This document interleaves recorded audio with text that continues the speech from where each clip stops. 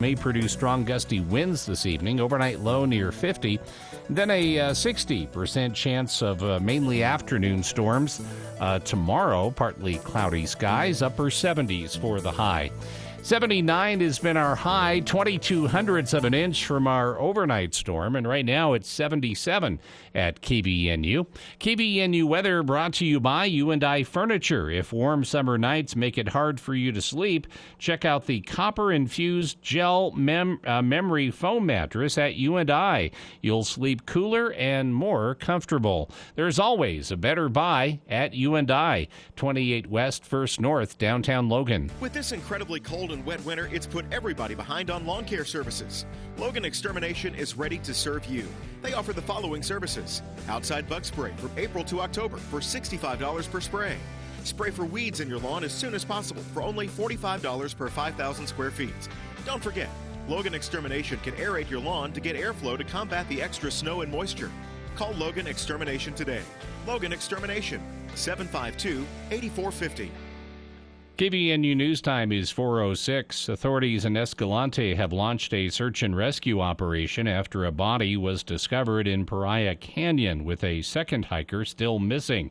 Lieutenant Alan Aldridge with the Kane County Sheriff's Office said they received a call from hikers in the area early Monday morning to report the finding, while a separate call came from a concerned family member in Ohio regarding their son who was hiking in Utah with a friend. The family confirmed a relation to one of the two hikers, although it was not clear if they were connected to the missing or deceased hiker. The identity and ages of the hikers were not released. The search effort, assisted by the Department of Public Safety helicopters, is ongoing, with no information yet available on the cause of death or the length of time the hikers had been missing. Further updates were expected to be released later today as the investigation progresses. And May is Mental Health Awareness Month, and one group wants school districts in Utah and across the country to focus on critical mental health support. President and CEO of the Education Trust, Denise Fort, says before the pandemic, things like anxiety and depression were already becoming more common among children and adolescents, and it's become more severe. According to Mental Health America in 2022, Utah ranked 32nd in the country when it came to the prevalence of mental health challenges and access to care for youth. Fort says as states grapple with the looming end of federal pandemic assistance, many students are still struggling. Suicide rates are up. Cyberbullying is up. We've recently learned that 1 in 5 students has seriously considered suicide, whereas 1 in 10 has attempted suicide. And those numbers really show a significant problem. Fort says her group is pleased that the federal government has invested money in supporting students' mental health, but says it's important to know if states and school districts are using those funds effectively.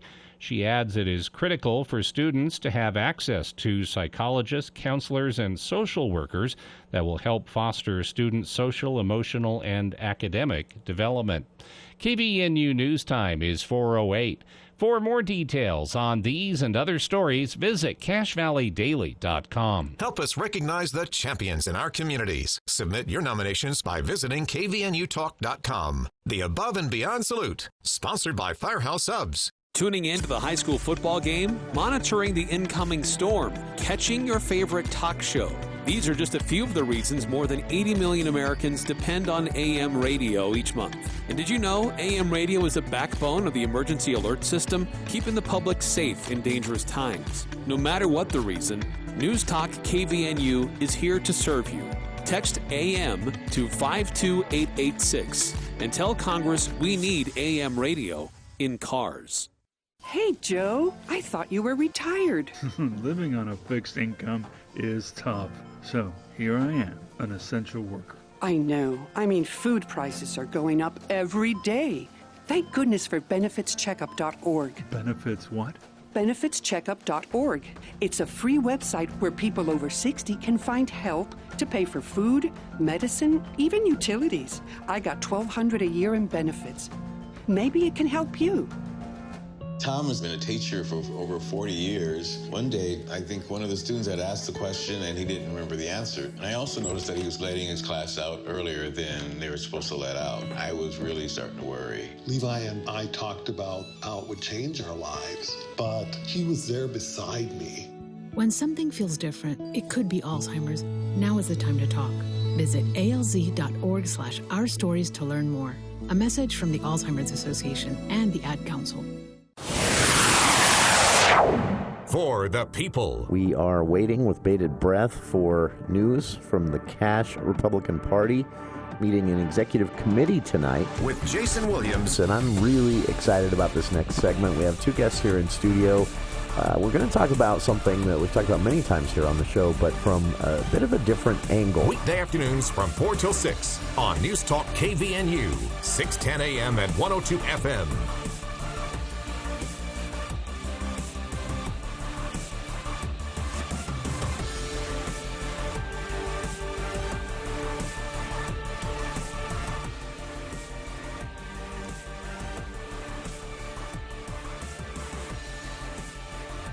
Welcome to KVNU's For the People. Tuesday, May 23rd. I'm Jason Williams. Bill Walter here in the studio as well. Coming up, Ariel from the Hyrum City Library joining us to talk about their summer programs for kids and adults. Everyone thinks, the school year ends. The libraries, including the local city libraries, shut down for the summer, but it's actually the opposite, especially when you look at North Logan, Hyrum, and Smithfield libraries. They actually step things up in the summertime, and Hyrum Library has really gone above and beyond this year to make sure there are learning and fun activities for kids, but also just to maximize their space rather than have, a library building just sitting there, books collecting dust through the summer. They turn it into a bit of a community resource. So that's coming up later on. We'll also speak a little bit about the constitutional amendment over education funding approved by lawmakers in the legislative session. Some movement on that during the interim meetings last week. Flew under the radar because most of the talk was about changes to a gun bill, which proved controversial. Shouldn't have. It was a clerical change, basically. But Second Amendment defenders got upset that they were tweaking it. And so this didn't really get noticed, but there was some discussion on this. Not an agreement written in stone yet so far, which is what most of the big players are holding off on, waiting for the legislature to actually put something in writing instead of just hoping everyone will trust them on a promise that they will properly fund education if the Constitution is amended to take the last guardrails off of the legislature. Which is a constitutional provision right now still in place that's been chipped at a little bit over and over by the legislature. A little tangent on this. There are states out there that have never amended their constitution. And in Utah, in the last 10 years, like 7 times. I don't know. I mean, it's maybe nothing, but it also is maybe something we're turning to a little too often.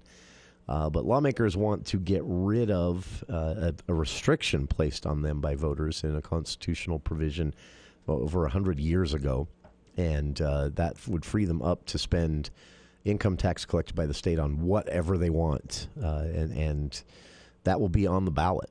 So it's, I don't know, in 2024. But we have some idea of what lawmakers are thinking of when it comes to this mandate placed on them by all the stakeholders in education, teachers, parents, students, and more, general Utahns who want the legislature to put it in writing how they'll responsibly fund education so that a future opportunistic legislature doesn't just kick cans down the road. We've seen that happen before.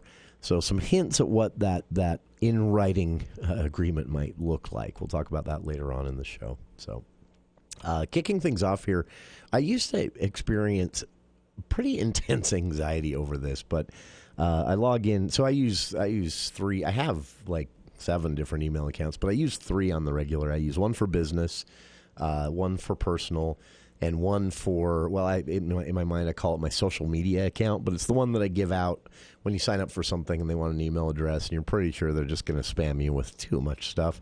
Or if you need to give it out in a situation where you don't really want someone to be able to track you down on all the social medias through your personal address. So I have this extra one. But I logged into my personal account here at the station before the show, and I just caught out of the corner of my eye my unread email count in my inbox. 9,935 unread emails. I know what you're going to be doing tonight. No, see, that's the thing is that, so I have some automatic filters set up. So certain emails that come from, I subscribe to a lot of political campaigns, not because I'm a supporter or plan to vote for them, or maybe I do, but more because, here at the station every day we talk about the campaign. So I want to see what the candidates are saying, what emails they're sending out, what their messaging is. So there's a lot of that.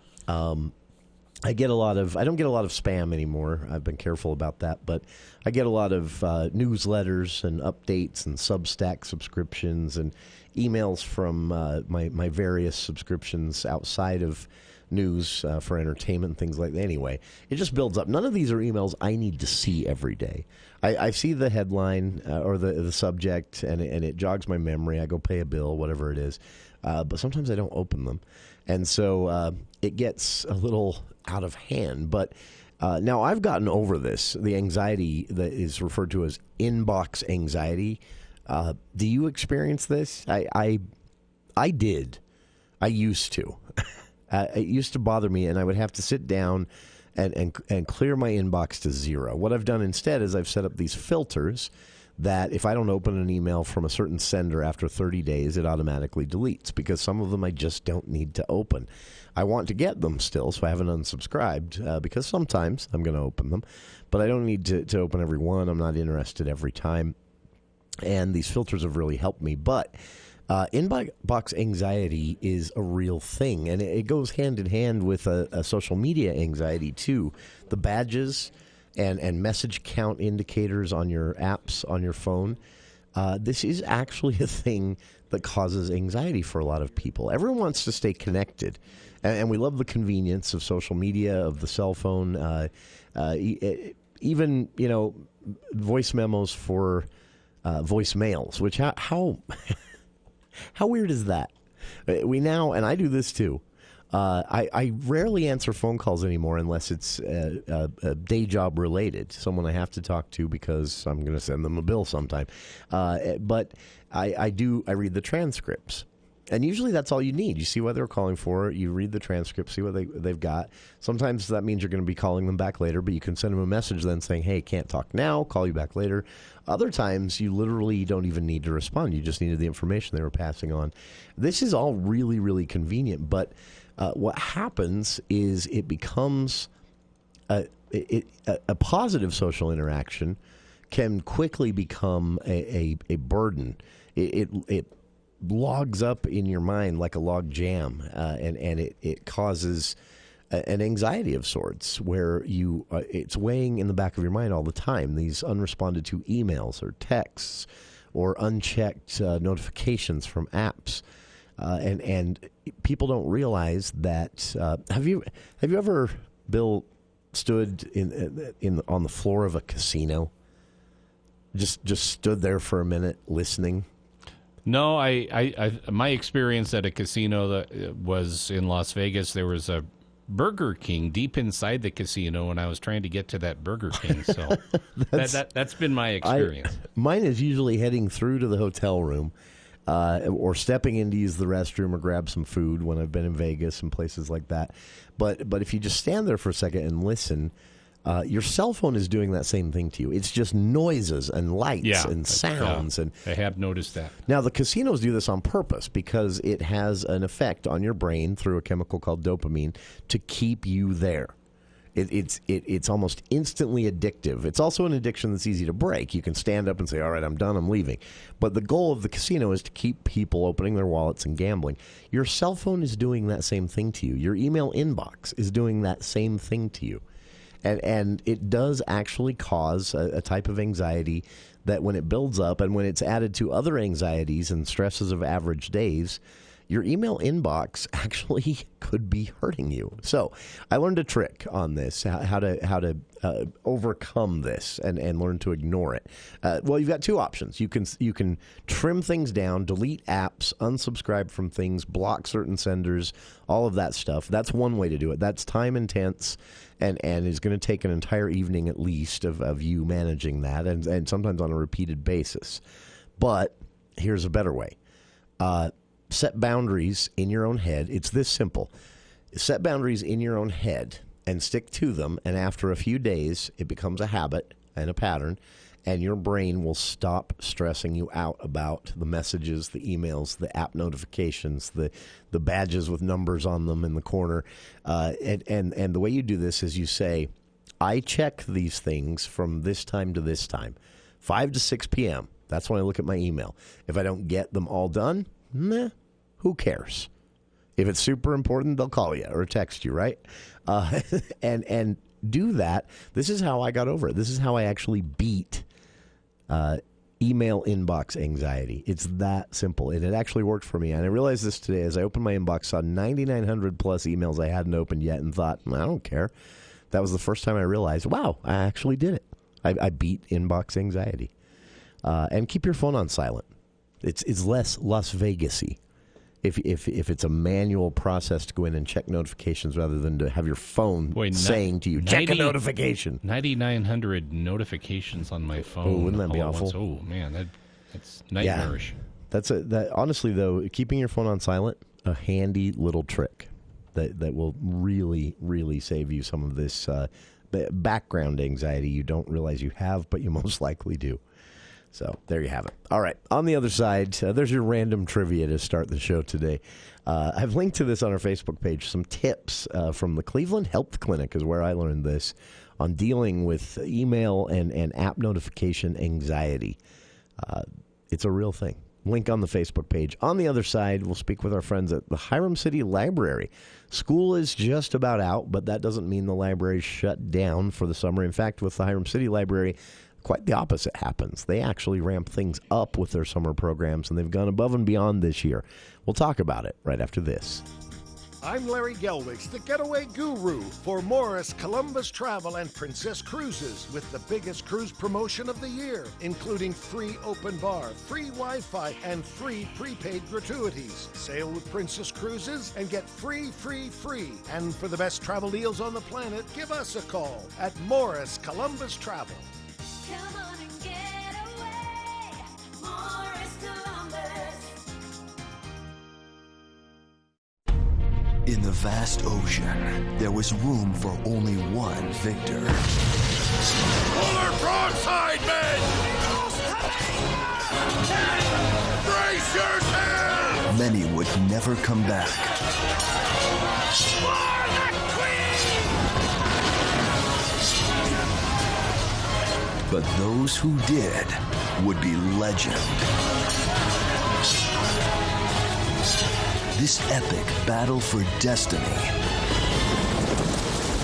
will have to wait until after it rains. But, Dad, we're winning. I don't want to get wet. Dad, we're at sea. Well, maybe we can storm the kitchen. Children who spend time with their parents are less likely to drop out of school, abuse drugs or alcohol, and are more likely to finish college. So imagine what a little time can do for your family. To the deli! From the Church of Jesus Christ of Latter-day Saints.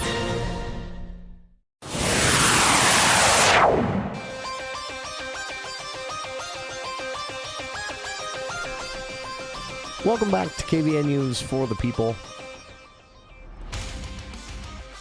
Kids, I saw a story today. If you're planning on using FrontRunner over the next few days, you maybe want to plan ahead or rethink it. They're going to be chock full of kids as high schools throughout the northern part of the state send the kids to Lagoon for their respective Lagoon days.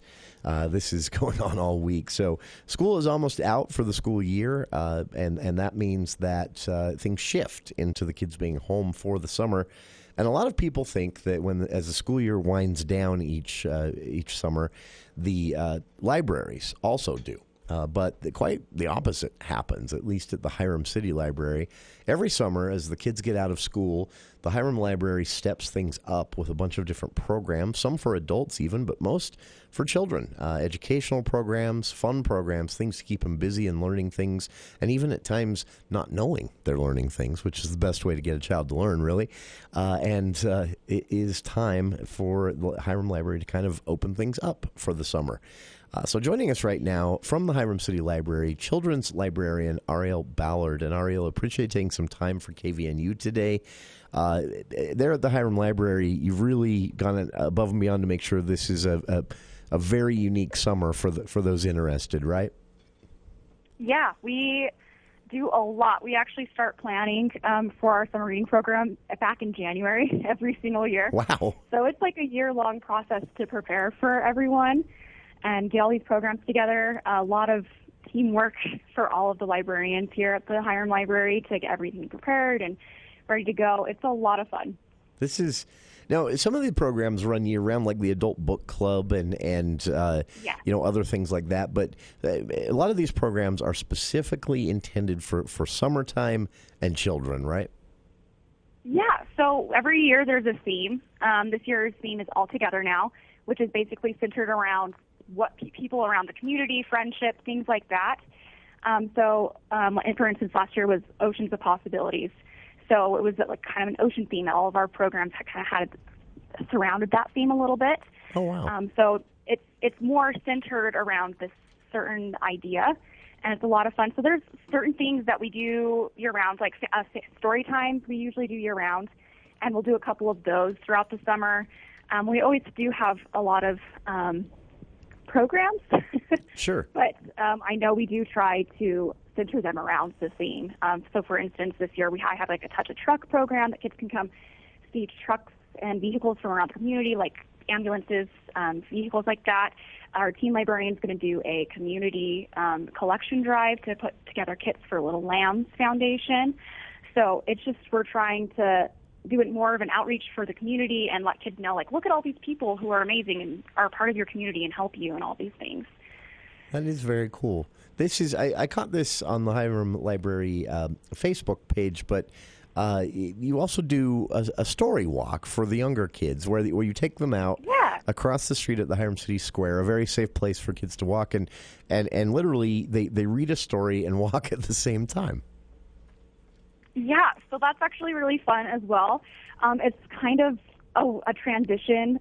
During May, we're so busy planning, getting everything ready for summer reading, we suspend all of our regular story times. And so this is kind of a way to still give families a chance to read a book together, when we're not doing the regular story time. And we change the book every single week, put them out on like little yard sale signs, and it kind of switches places every week. That's very It's cool. a lot of fun. I look at the books that I think would be really good for it and kind of try to decide which ones I want out there. We've gotten some really good feedback, and yeah, it's just been a lot of fun. This is the Hyrum Library also, contributing back to the community as they work to get word out, to draw parents and kids in through the summer. They're also asking the community to help them, as a library, help the Little Lambs Foundation for Kids. This is a great organization, nonprofit organization here in Utah, and they're asking, you guys are asking people to bring in some very needed products for these Little Lambs Foundation kits that they give to families. Diapers, pull-ups, general hygiene products, everything from mouthwash to toothpaste. And you're doing that, let's see, that started May 15th, runs until July 20th. Is that correct? Yes. So that's part of our teen program. We're asking for collections of those items. You can find all the items listed like on our Facebook. It'll also be in our welcome packet that you'll get when you sign up for summer reading. But basically, we're going to collect all those things, and then the teens will have a program and put those kits together with all the items that we've collected throughout the summer. So it'll be a really good way for us to give back to the community, and just we always try to do that, recognize other people, and because we're all a community and we're all trying to help each other, and it's pretty great. Very nice. And you mentioned signing up there. That's the next logical place for our conversation to go. If parents want to be a part of the summer reading program or any of the activities on the calendar there at the website, hyrumcity.org/library, or find the Hyrum Library on Facebook. I've linked to both on our own Facebook page if you want to find it there later. How do people sign up? What do they need to know? So you do need to be a patron. So you have to have a card with us. Pretty easy to do if you're not already, as long as you're with Wellsville, Nibley, or Hyrum. We service all of those areas. We just need a utility bill and a photo ID for you to sign up, fill out to get a card. Once you're a patron here, and if you already are, we do sign-ups online now. So you can either come in and scan a QR code, sign you and all of your kids up, and we break you down into different age groups. So there's the kids 0 to 12, and then teens 12 to 17. 12-year-olds kind of get to decide what group they want to be in this year. And then there's the adult program as well. And based off of that, you can also sign up online through our website starting June 1st. And then if you don't sign up before that, we have a kickoff party on the 5th, starting at 6:30 and over at Hyrum City Square. We have bounce houses, treats, all that stuff. You can sign up there, get the welcome packet. Basically, the welcome packet includes all the information about the programs, details, the calendar, as well as a fun little activity packet, and you'll also get reading logs. So each child and teen will have a reading log, and they log minutes read, and you'll get all of that after you sign up. It's really easy to do, and even if you don't know how to do it, you can come in before the kickoff party or after. You can sign up any time during June, and we can help you do it if you're struggling to figure it out, but it's fairly easy to do. If you do sign up online at home, you just show us the confirmation page, and then we can get you your welcome packet. Very nice. And there's a sneak peek of what's in the welcome packets and some of the prizes that will be raffled off for kids and adults in the summer reading program. And as Ariel just mentioned, sign-ups start online June 1st, hyrumcity.org/library, or in person at the library. And then you can also attend and sign up at the summer reading kickoff party, 6:30 p.m., June 5th at the Hyrum City Square. This is an event for the entire family, not just those signing up for the summer reading program, but you'll be able to do that there at the kickoff party. As Ariel just mentioned, bounce houses, games, and more. And this track you're reading through the summer, Ariel, I have to mention, as a kid, I was indifferent towards reading, but I got in the summer reading program through now I'm old enough to have done this through the Hyrum City Library when it was in the basement of the city building that no longer exists. That's to date myself there. But I remember going up, and the librarian helped me and my mom sign up for the summer reading program. And that literally was a turning point in my life. I've been in love with books and reading since. A lot more audiobooks now than others. In fact, I just downloaded one from the Hyrum Library's Overdrive system, which I love. But still, the love of reading, this really makes a difference for kids, right? And even though it happens outside the school year, this can really improve their education experience during the school year, right? Yeah, and that's what summer reading's all about. Especially the public library. It's one, encouraging kids to continue reading throughout the summer so that they don't lose those skills they built up during the school year.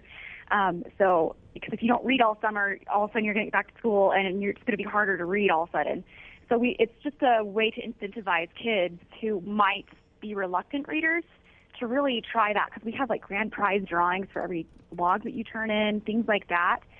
And it really gets kids to read. We had so many, I don't even remember how many logs turned in last year, but I know we had over 2,000 families participating, and it was great. And we're growing every single year, and it's so good to see all these kids just loving to read and keeping up with it. And even those who struggle, it's done by minutes, the logs are, so it's not by skill level. If you're putting in the effort for that amount of time, you get to mark off a box. So even if you're a lower reading level, you're still going to get the same amount of credit as someone who's reading 50 pages in 10 minutes, that would be an extreme example, of course, but even kids who struggle more are going to get basically the same credit as students who are already really good at reading. That is very cool. I was that kid, and it really, really did make a big difference for me. being able to be a part of these summer reading programs. And for listeners out there, if you're a Hyrum resident, if you don't have a card, it's easy to get one. If you're not already a registered member of the library, easy to change that. You can do it all, by the way, at the summer reading kickoff party, again, June 5th at the Hyrum City Square, 6:30 p.m., and more information, of course, online at hyrumcity.org/library, or visit the Hyrum Library's Facebook page. I've linked to both on our own Facebook page, but if you simply search on Facebook Hyrum City Library, you'll find it there easily, and see even a sneak peek of what are in those packets for the summer reading program, some of the raffle items that will be up for grabs as the kids read through the summer. And Ariel, again, appreciate you taking some time for us today. Our guest, one more time, has been Ariel Ballard, children's librarian at the Hyrum City Library. And Ariel, been a pleasure to speak with you. Thank you so much. We're excited about it, and thank you for getting our information out there. Oh, our pleasure. Thank you for the work you guys do there. And parents, kids, go take advantage. We'll be back with more of KVNU's For the People after the news with KVNU's Bill Walter.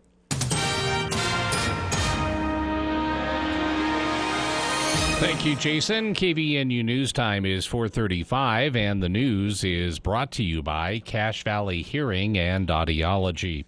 Authorities say a 2-year-old boy shot in the head by a stray bullet while playing outside at a daycare on Monday is in stable condition.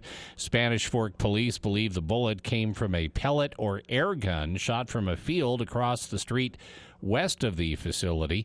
Daycare workers don't know what happened, but saw the young boy bleeding from the face and stumbling at a nearby hospital. Scans revealed a small caliber bullet lodged in the child's head. The Republican mayor of a Utah suburb announced plans to run for U.S. Senate next year and challenge first-term Republican Mitt Romney. Riverton's Trent Staggs is the first candidate to enter what could emerge as a competitive primary battle. In an announcement video, Staggs attacked Romney for his opposition to Trump and votes in favor of impeaching him. He's one of several candidates expected to run to Romney's right should he choose to attempt re-election. Former U.S. Representative Jason Chaffetz and Attorney General Sean Reyes have also indicated they are weighing runs. Utah House Speaker Brad Wilson last month set up an exploratory committee. And Response Marketing Group, a committee accused of deceptive practices in selling real estate investment training programs, has reached a settlement with the Federal Trade Commission and the Division of Consumer Protection in Utah. The company will pay $15 million and is prohibited from selling money-making opportunities. Real estate celebrities Scott Yancey and Dean Graziosi, who endorsed the training, will also pay a combined $1.7 million. Response Marketing lured consumers through infomercials and social media ads offering secrets to real estate success.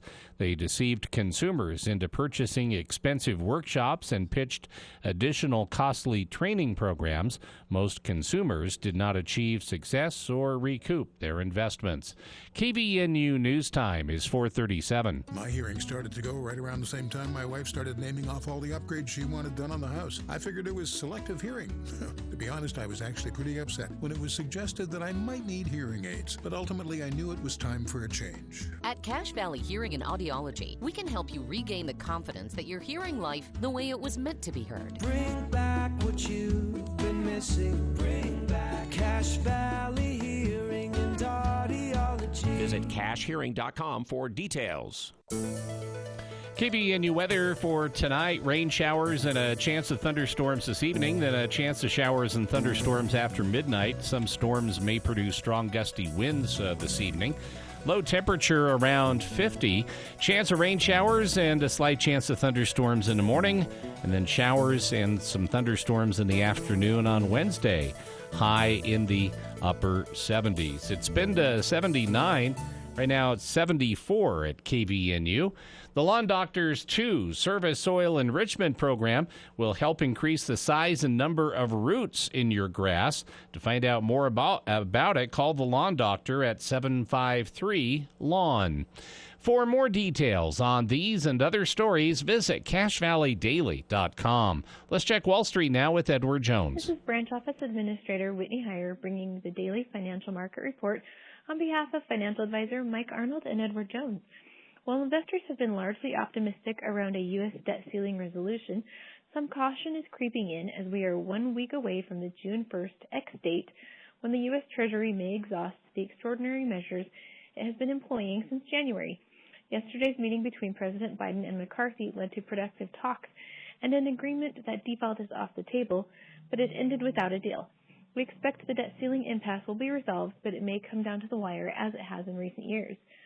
Today, U.S. equities closed lower. The Dow closed it down 231 points at 33,056.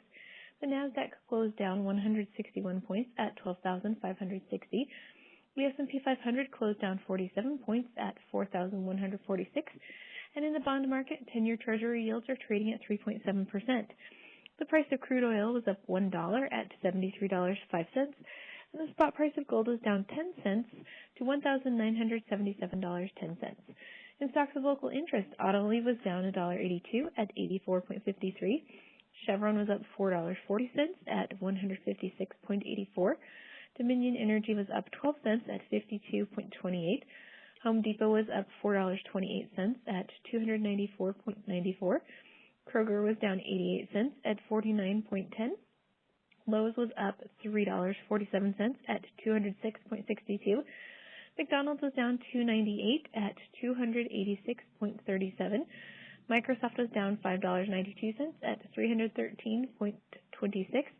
Nucor was down $3.04 at 136.92. Philip Morris was down 13 cents at 92.94. And Walmart closed down at 28 cents at 148.31. This has been today's Financial Market Report, brought to you on behalf of Edward Jones, member SIPC, and financial advisor Mike Arnold, serving individual investors with personalized attention and financial advice at 135 North Main, Suite 102 in downtown Logan.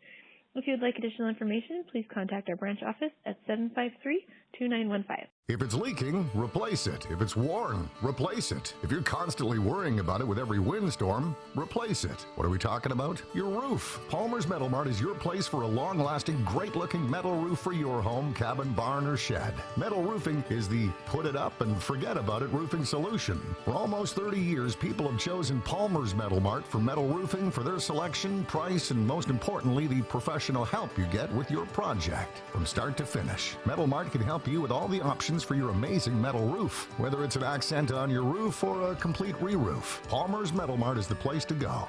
Metal provides a unique and timeless look that gives the wow factor to any project. So come see the metal roofing experts at Palmer's Metal Mart, located in Lehigh and Logan. We're ready to help.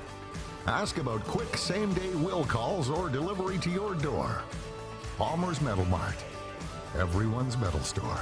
Finally, winter is in our rearview mirror. But before you break out the barbecue and invite the neighbors over, you should consider pruning your trees and shrubs. Whoop, hang on. Don't do it yourself. Leave it to the pros at Hull Tree Care. Their certified arborist and experienced team will prune, trim, and get your yard looking its best. Yep, overgrown trees are a hazard. Having Hull Tree Care prune them doesn't just look better, your trees will feel better too. When you call, ask for the radio discount. HULL Tree Care. Call 760-6587.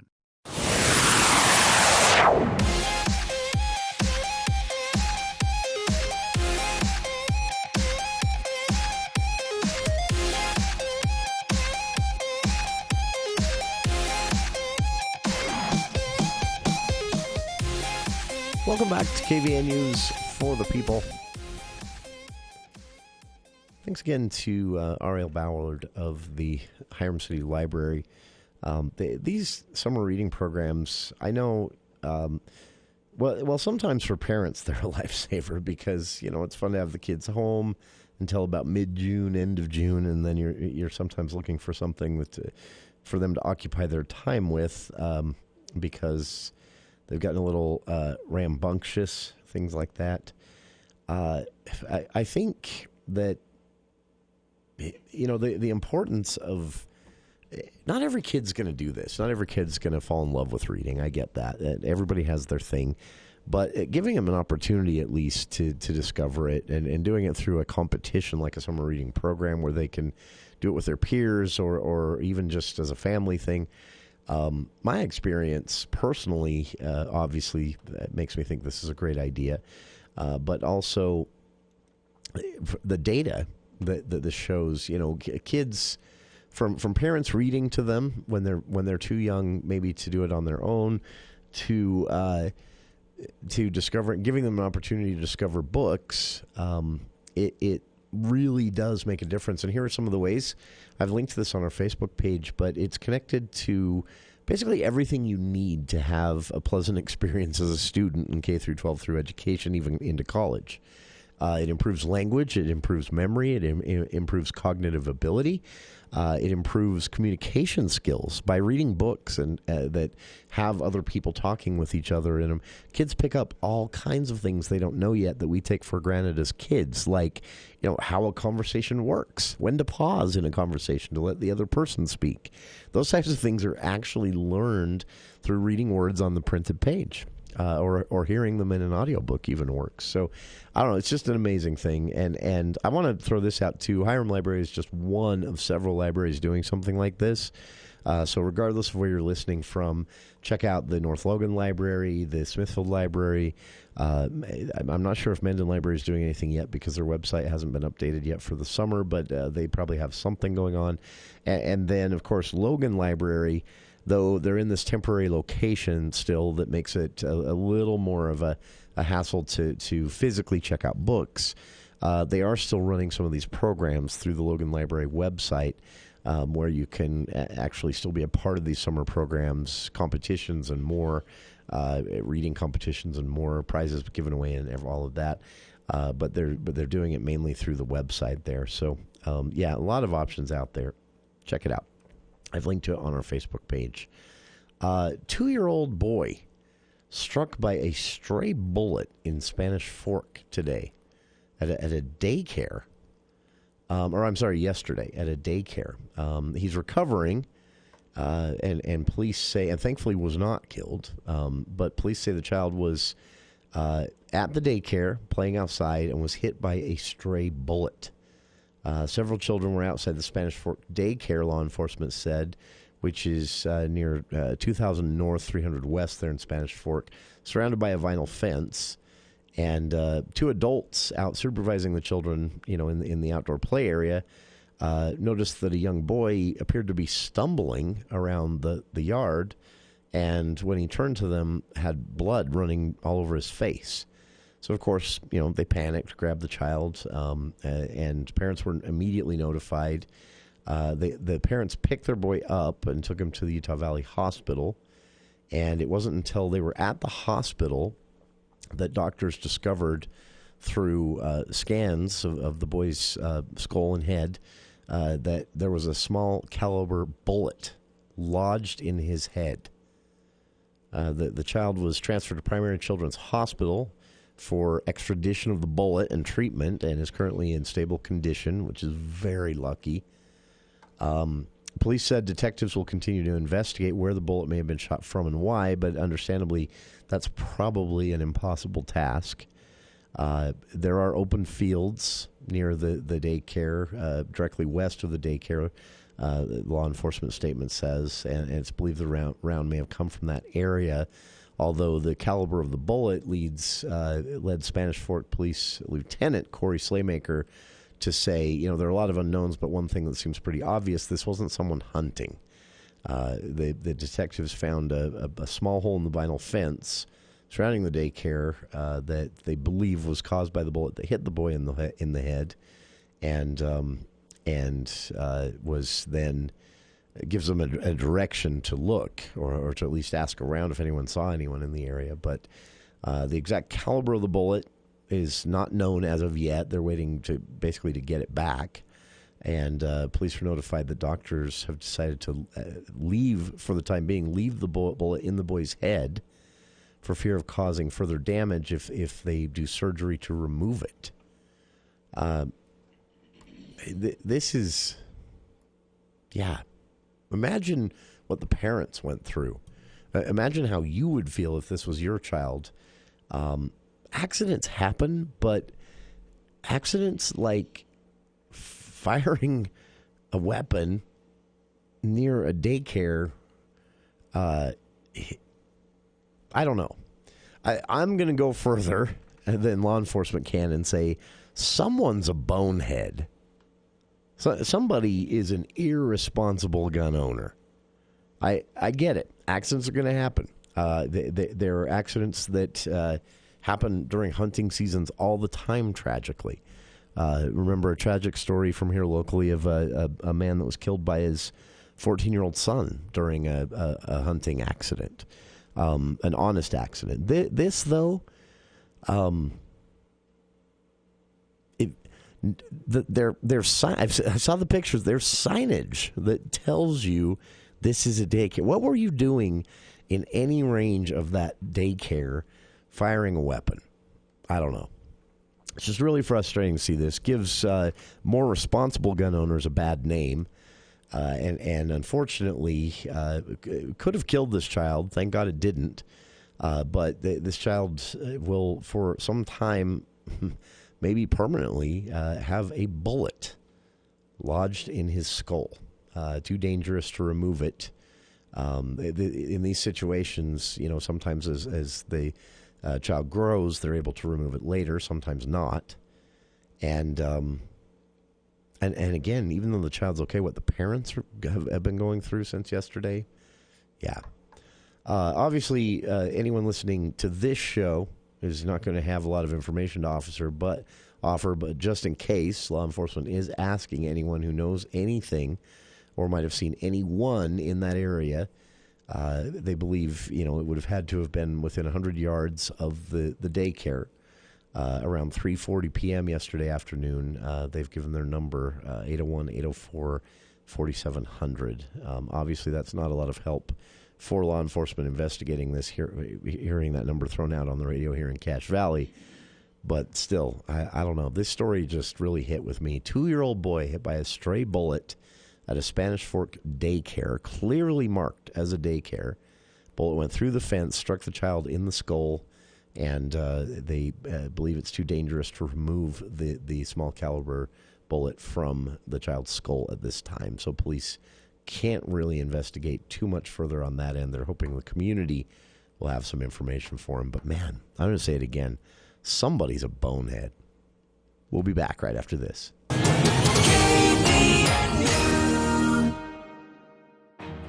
This is Jess Bradfield, Cache County Clerk Auditor. Serving the public and overseeing elections has been one of the most memorable experiences of my life. It has been my goal as the Director of County Elections to ensure that all feel confident in the integrity of our election process. In less than 3 years, we have constructed a secure ballot processing center, purchased state-of-the-art processing equipment, and Cache County was awarded a spot as a National Center of Election Excellence and recognized for outstanding use of grant funding in elections modernization by the U.S. Election Assistance Commission. On behalf of the Clerk Auditor's Office, as we look to upcoming elections, know that your vote is protected, local elections are secure, and Cache County is committed to maintaining its status among the best election offices in the nation. Napa Auto Parts just took in 2 truckloads of oil. These are Napa's 2 best-selling diesel oils, and they're on sale for the lowest price of the year. Chevron Delo 15W40, $15.99 a gallon. Napa Premium 15W40, $12.99 a gallon. You won't beat these prices anywhere. I mean it, anywhere. There's no limit to how much you can buy, but the sale's over when the oil's gone. Cash or credit card only. No delivery must be purchased and paid for in store. Price is good at any of the 5 locally owned Preston to Providence Napa Auto Parts.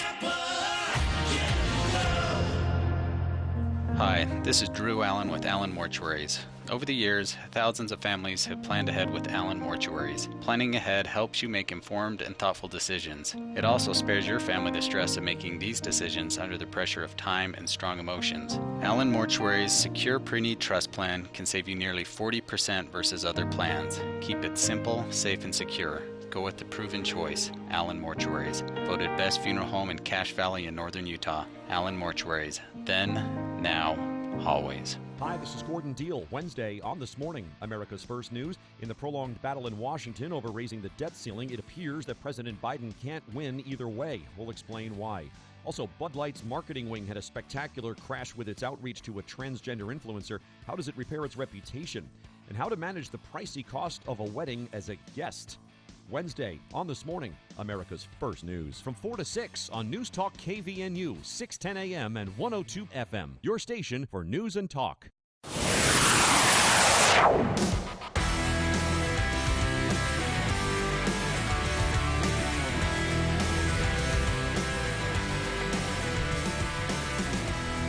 Wrapping up hour one here with a bookend to a story we talked about last week on the show as the news broke, and now a resolution to this. The backstory on this story, in St. George, things have been weird, and the city council and mayor have expressed frustration many times over the last few months over this small, admittedly small, but very loud and obnoxious group of people, professional protesters, basically, that have been coming to city council meetings and screaming at city council members, calling them communists, Marxists, talking about UN conspiracies.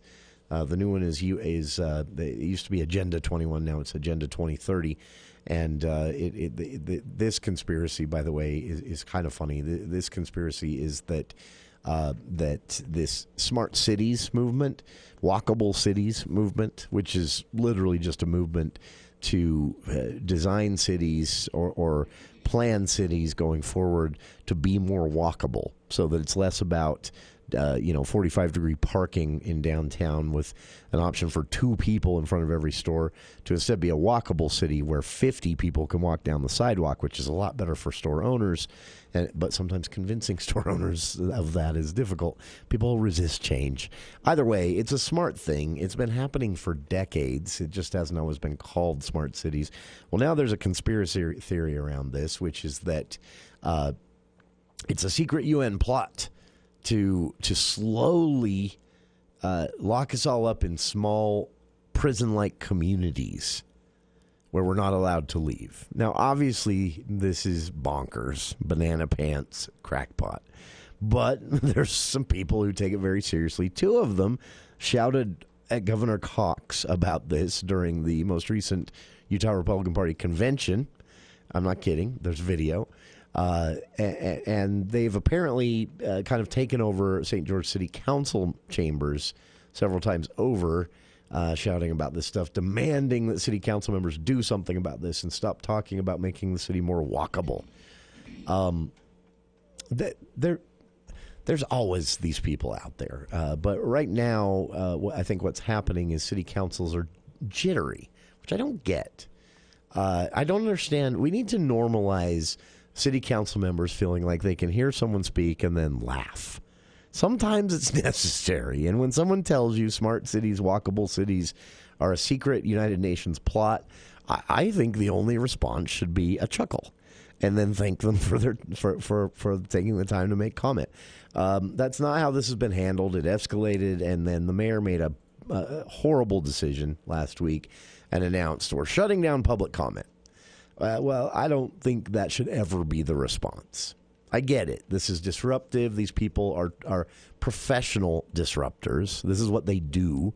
And it's important to remember they're not necessarily trying to hijack your city council meeting as they are trying to hijack your platform. No one listens to wackadoos unless they get a spotlight. And hijacking a city council meeting to get that spotlight is their goal. Because they know it's live streamed, and they know that just the disruption itself is often a news story, and that's why they're there. And I get it's difficult to do anything about that and keep things open and public, but you have to keep things open and public. So thankfully, there was enough pressure, even from those who were equally as irritated with these professional UN conspiracy protesters, and I say professional because there are these people that they make this a hobby. You know, I have a colleague who has boycotted Disney.